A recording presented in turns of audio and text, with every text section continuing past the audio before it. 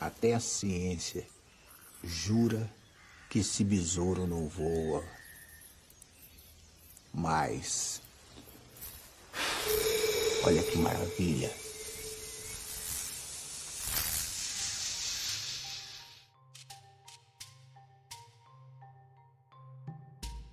Besouro é o nome do filme e também do personagem principal desta obra brasileira produzida no ano de 2009.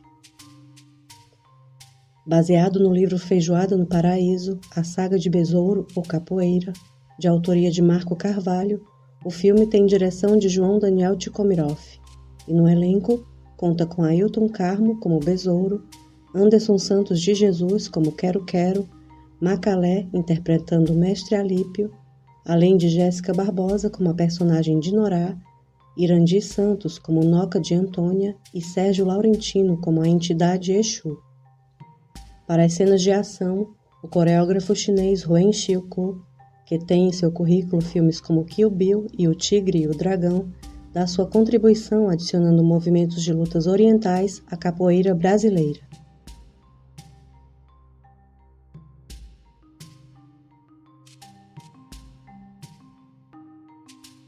Nos anos 20, mais de 40 anos após a abolição da escravatura, o recôncavo baiano abriga muitos dos ex-escravizados e seus descendentes, que tentam ganhar a vida trabalhando para Coronel Venâncio, dono de um engenho de açúcar.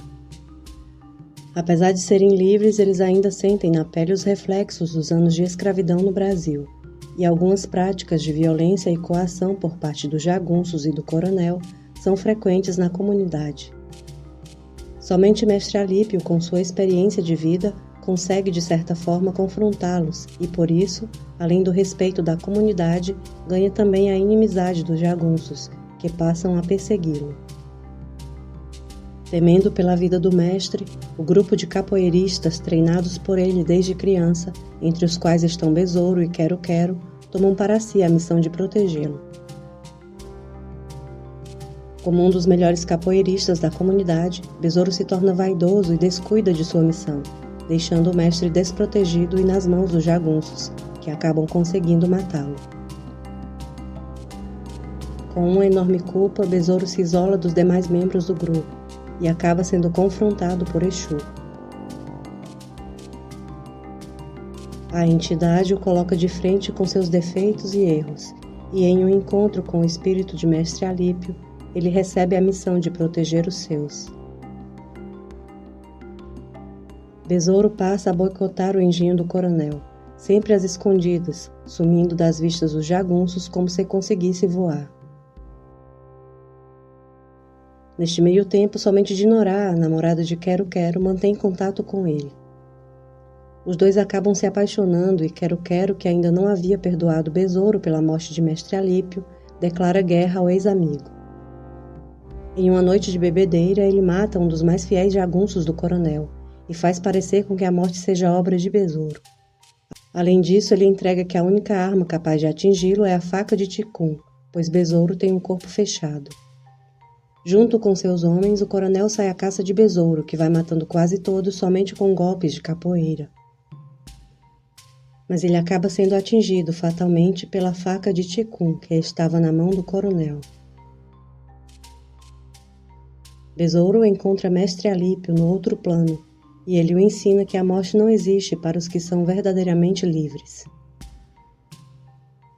Ele se vai do mundo físico, mas assim como Mestre Alípio, seu nome e seus feitos se tornam eternos, através dos que ficaram.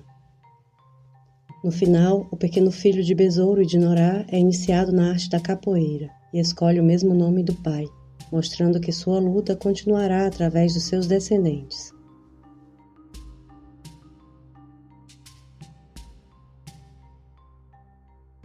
O livro que serve de base para o filme narra os feitos de Manuel Henrique Pereira, o Besouro Mangangá, um capoeirista baiano que teve notoriedade no início do século XX. Mestre Besouro Mangangá teria tido vários embates com a polícia, que nesta época tinha por hábito perseguir as rodas de capoeira formadas nas ruas de Santo Amaro.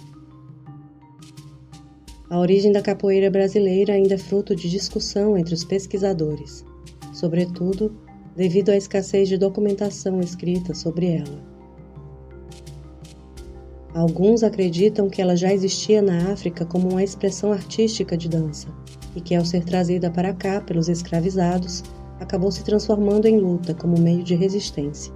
Outros defendem que a luta tenha surgido aqui e que, como disfarce, os africanos escravizados a chamavam de dança ou jogo, sempre que questionados por seus senhores.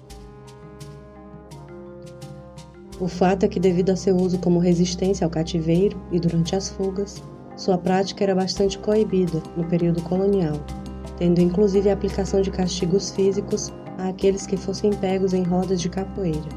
A perseguição continuou durante a Primeira República e a prática chegou a ser considerada fora de lei pelo Código Penal. Somente no governo Vargas o esporte passou a ser permitido, contanto que fosse feito em lugares fechados e com alvará da polícia. Na verdade, os resquícios da escravidão perduraram por muito tempo na sociedade brasileira, mesmo décadas após a abolição, como bem evidencia o filme. E tanto as leis quanto seus aplicadores estavam sempre dispostos a perseguir as comunidades negras, suas práticas religiosas ou expressões culturais. A escravidão africana, como um negócio no Brasil, durou por quase 3 séculos, e retirar da sociedade o estigma criado por ela demandaria um trabalho que não foi feito de forma efetiva no período pós-abolição. Para começar, os negros eram considerados propriedades privadas, e antes da aprovação da lei que concederia sua liberdade, houve uma grande discussão no parlamento brasileiro sobre uma possível indenização a ser paga aos proprietários de terras e até sobre a suposta dificuldade que os ex-escravizados teriam de se adaptar ao trabalho assalariado. Alguns deputados, tentando justificar sua posição anti-abolicionista, criticavam a proposta de lei por ela não apresentar medidas que garantissem os meios de sobrevivência para esses novos cidadãos libertos. Mesmo que esta fala refletisse mais uma preocupação com seus ganhos, a discussão sobre isso era extremamente necessária.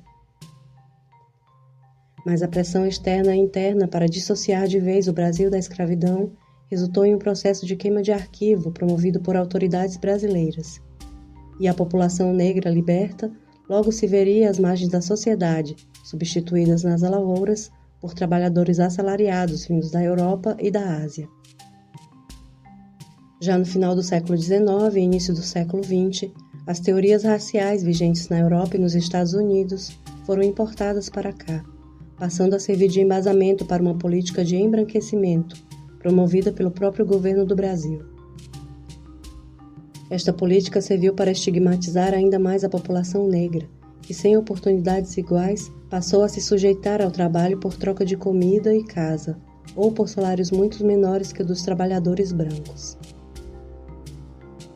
Foi a partir daí que se iniciou o que é chamado de racismo estrutural, presente na sociedade brasileira até os dias atuais. Algumas cenas mostram Besouro em contato com espíritos, que surgem como mentores, orientadores ou mesmo para forçá-lo a encarar suas falhas, como é o caso de Exu. E isso também pode ser analisado do ponto de vista histórico.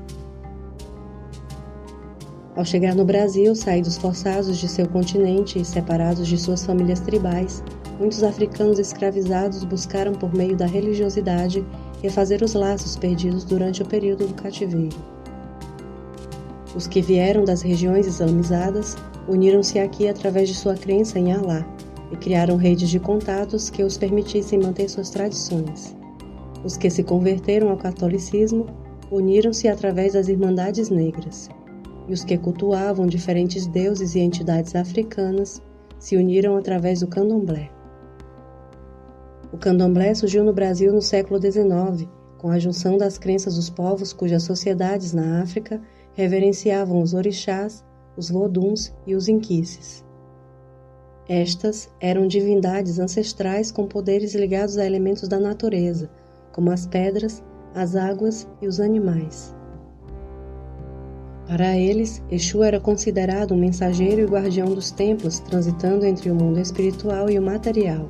Por isso, muitas vezes poderia deixar transparecer sentimentos humanos, como a ira.